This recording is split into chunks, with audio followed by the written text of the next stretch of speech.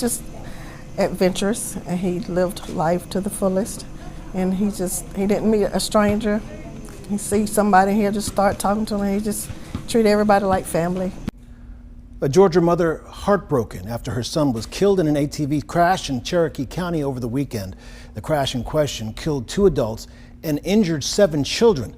The Cherokee County Coroner's Office identifying Marcus Ragland and Ashley Hawkins as the 2 people who died.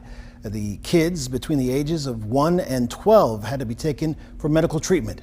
WVTM 13's Aaron Llewellyn heard from both Ragland's mother and the mother of 2 of his children.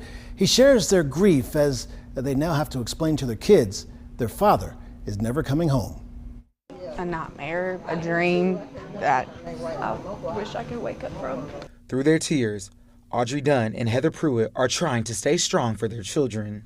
Now that she keeps asking me if he's just asleep, like, Mom, are you sure he's just asleep? But, you know, it's hard to explain that to a child. The Cherokee County Sheriff's Office identified the man who was killed in a Labor Day weekend ATV crash as their children's father. Sheriff Jeff Shaver says Marcus Ragland was speeding in an ATV at a park in Piedmont on Saturday when he clipped another and drove off the road. He was thrown from the vehicle when he hit a tree, killing him on the spot. And my 2 were in the accident. Shaver says 8 other people were crammed into the ATV when it crashed. Dunn says her 5-year-old son remembers everything. Because he told me when we got to the hospital and I got to go in, he said, Mom, my dad died, but it's okay because he'll be back to get me tomorrow. Pruitt says her daughter usually went to the park with Ragland, but wasn't there when he died. And I'm so glad she didn't. I don't know, I probably would have lost it. Ragland's mother, Felicia Towers, says her son visited the ATV park every weekend. This time, she says he wanted to go with his kids to share the experience with them, but no one could have imagined it would be their last time together. I'm still waiting on him to come through the door, but no, he's not coming back. And trying to explain that to a child who doesn't understand makes it even harder for the grieving mothers. My daughter told me last night that she was chilling with her daddy.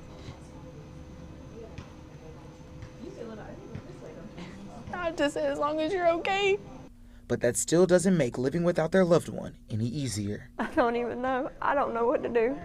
Aaron Llewellyn, WVTM 13. The Cherokee County Sheriff's Office tells us it'll do a thorough investigation to find out what happened over the weekend. We'll keep you updated when more information is available. Within the last year, state lawmakers had proposed a bill that would regulate Indian Mountain ATV Park, where this crash happened. It would have required the owner to get an annual permit and pay for inspections through the Cherokee County Commission. However, it didn't make it past the House.